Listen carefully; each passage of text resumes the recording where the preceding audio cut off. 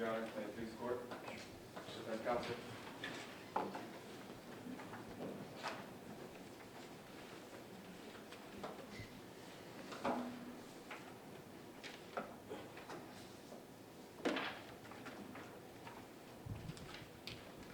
Ladies and gentlemen, the signs don't lie. The eyes don't lie. The trooper didn't lie.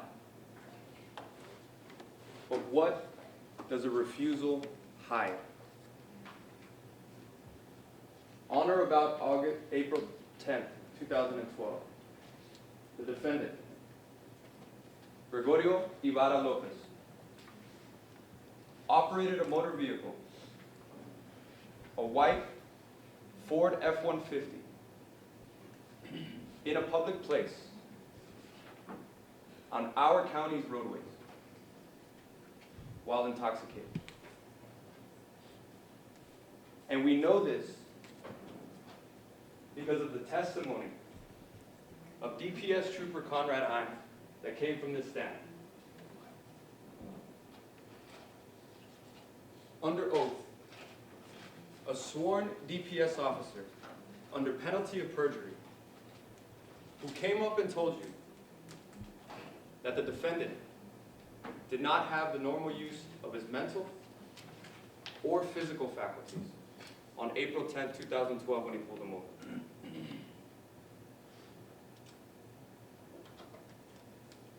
Ladies and gentlemen, we should all know that the trooper wasn't lying. Why? Because even when defense counsel asked him about the...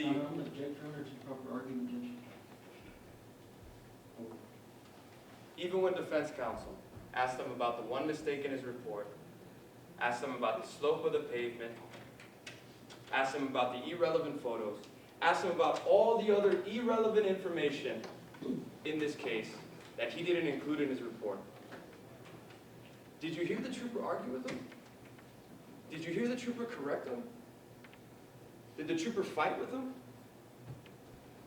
He listened to the question and told the truth.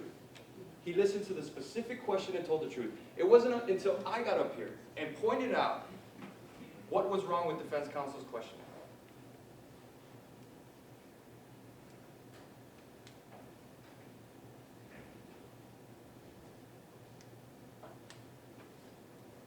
Nothing to hide, ladies and gentlemen. He is a sworn officer. He risked his job, his badge, his career. For what? For a conviction? What does he get out of that? Why would he get up there and lie to you? Ladies and gentlemen, we brought you all the evidence we have. We told you in voir dire. We told you in opening. This is not a perfect case. This is real life. Cameras malfunction. We don't always have a video. Sometimes suspects refuse to blow into the breathalyzer machine. We don't always have a blow for you. This is real life. We must deal with the evidence that we have, and we brought you everything. Nothing to hide.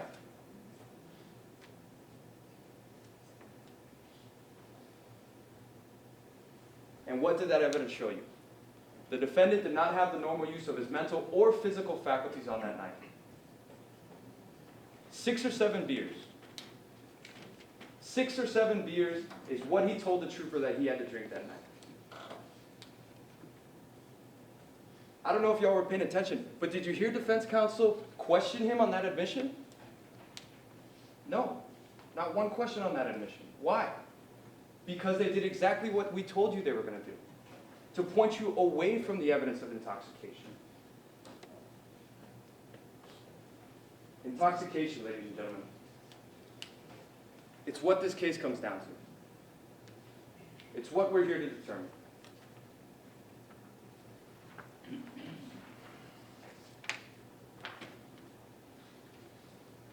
The defendant, like the judge has already instructed, has already stipulated to the fact that he has twice been convicted of driving while intoxicated. So that burden is no longer with the state. The only thing we are here to determine is intoxication. And how is that intoxication defined? Loss of the normal use of his mental or his physical faculties. Either one. Remember what we talked about in Bordier. It's not whether he was drunk. It's not whether he was wasted. It's any loss of the normal use. Objection, that's a misstatement of law. It's the normal, the loss of the normal use. It's not any loss. That's an extremely different burden on the state, Your Honor. All right, the instruction, I'm giving you all the instructions with regard to what the law is. Stick to the instructions that I've given you in your jury instructions that you have with you and that you'll be able to take with you to deliberation. And that is what the law is. And if the attorneys happen to tell you or add something or take away something from you, I'll try and instruct them therein. But I'd like for you all to focus on it. But the instruction that I've given you with regard to the law is what you have. Let's focus on that law. Loss of the normal use. Why is that? Because when we operate a motor vehicle, like a heavy Ford F-150, the difference between hitting someone that pulls out in front of you suddenly, the difference between absolute tragedy. Objections. That's facts not admitted into evidence, Judge. It's a reasonable error. The difference between absolute tragedy could be 1 second, could be half a second. We need the normal use, the total normal use of our mental or physical faculties.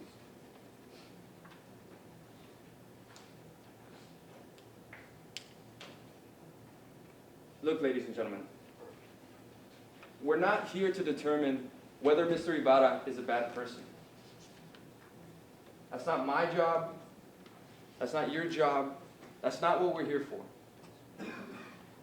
We're simply here to determine whether he made a bad choice. When he got behind the wheel of his vehicle after consuming 7 beers and operated it on our roadways. We're not here to determine whether or how he should be punished. That's not your job. The issue here is simple. Did he have the normal use of his mental or his physical faculties? And if he didn't, you must hold him responsible. As jurors, you swore to follow the law. You swore to follow that legal definition. If you feel beyond a reasonable doubt that he lost the normal use of his mental or his physical faculties that night, then you must find him guilty. Regardless of whether or even how he's punished. It's simply whether he committed the act. That's it. It's simple as that. Did he commit the act? Was he intoxicated? It's simple as that.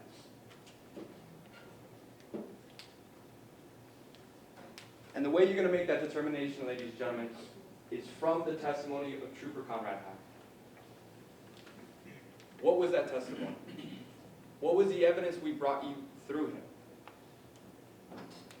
We literally brought him down from the stand. Like defense said in Bordier, literally showed you his work. We didn't have a video.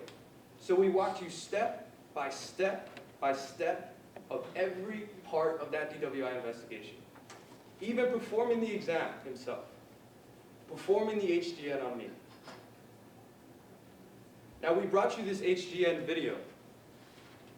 We all know that this is not the defendant's eyes. That's not why we brought you this video. We brought you the video so that you could see how distinct that involuntary jerking is in an intoxicated person. Can you play it? It malfunctioned yesterday, but it's working today. Lack of smooth pursuit, the first part of the exam. Pay attention to the intoxicated person's eyes. Look for that ticking. Look at the smooth pursuit on this one. Look at the tick on that. Like the seconds of that hand clock.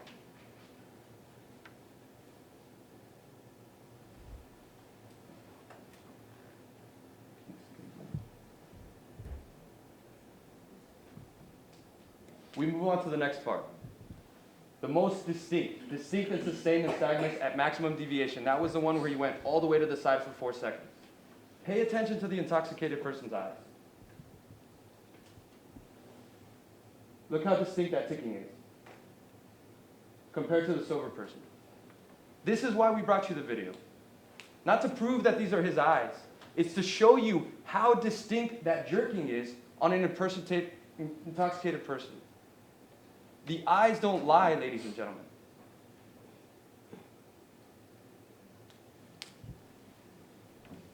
None of you are trained police officers. None of you are trained in the administration of the HGN exam. But I know that all of you see this jerking. For the first time we're watching this, and you see that jerking. Now imagine a 4-year veteran, a trained, recertified, twice gone to training academy for the HGN, over 100 DWI pullovers. Don't you think that he's better experienced at recognizing the difference between a sober person and an intoxicated person? Don't you think he's more qualified than each of us? And look how easily we see it. How many clues did he tell you he saw in the defendant that night? 6.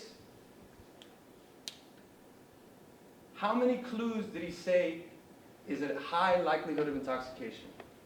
4. The eyes don't lie. The trooper wasn't lying.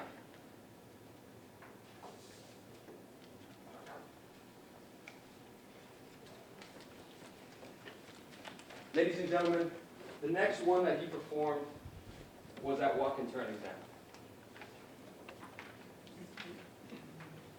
Defense is going to come up here, display the photos they showed you of their angles, of where the test was allegedly conducted. Photos 1 through 4. You saw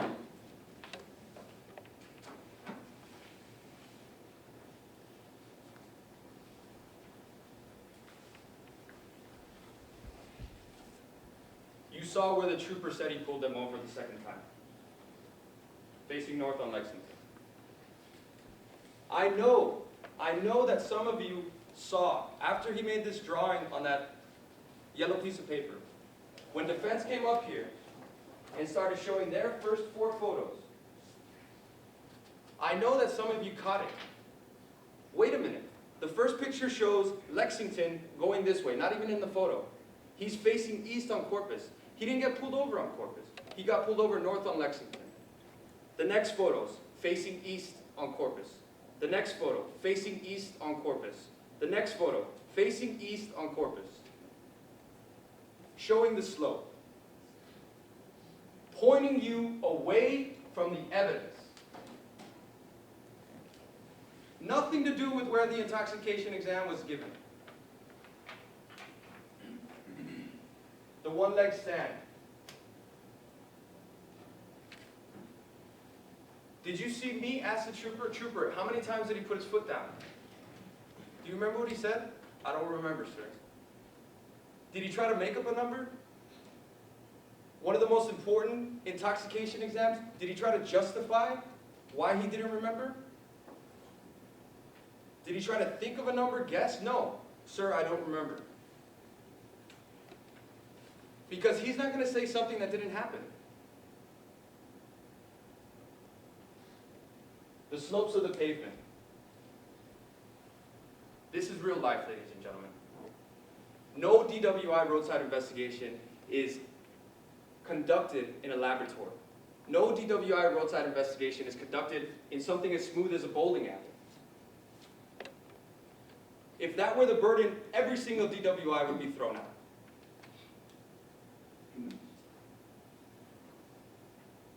This is real life, ladies and gentlemen. Defense is going to come up here, point you to the photos, point you to the fact that he's an older gentleman, point you to the fact that he's overweight. Overweight. Did you see what the trooper was wearing? That heavy belt, the gun, the taser, the cuffs. I don't even know what else he had on his belt. Did you notice what he was wearing underneath his uniform? That's a Kevlar vest, ladies and gentlemen. A bulletproof vest. Not even his body weight performed the test fine. They want to come up here and point to those things. Think about it. You know what? Take everything defense says is true. Take everything defense says about the conditions. Take everything the defense says about the defendant's conditions, his age, his disabilities. Take it all as true. Does that change the fact, does that affect the fact that he was intoxicated? Think about it. Does that make him less intoxicated? Does that change the fact that he was pulled over at 2:15 a.m.? Does that change the fact that he admitted to having 6 or 7 beers? Does that change the fact that the officers saw 6 clues in his eyes? Does it change the fact that he had the distinct odor of an alcoholic beverage emitting from his person and his breath? When you get to that definition of intoxication, and you say, you know what, those 2 tests weren't fair, throw them out. Throw them out. Does that make him less intoxicated?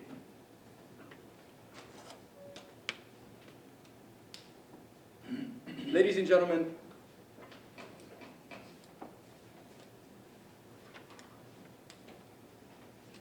throwing out those 2 exams, does that change the fact that the defendant couldn't even count to 4? Not once, but twice.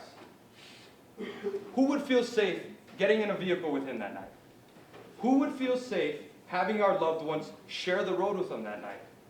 When you get to that definition, think about it. Lastly, if you're stuck on the fact that there's no video, if you're saying, I cannot convict without a video, if that's what you're stuck on, think about this.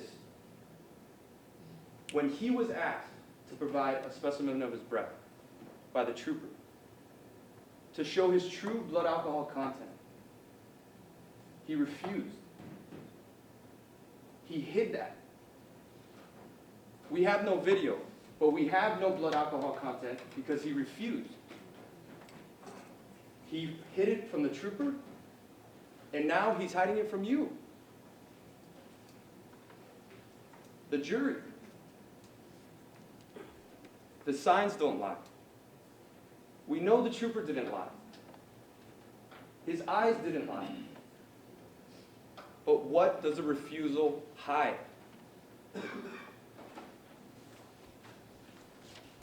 Thank you. We have a brief moment.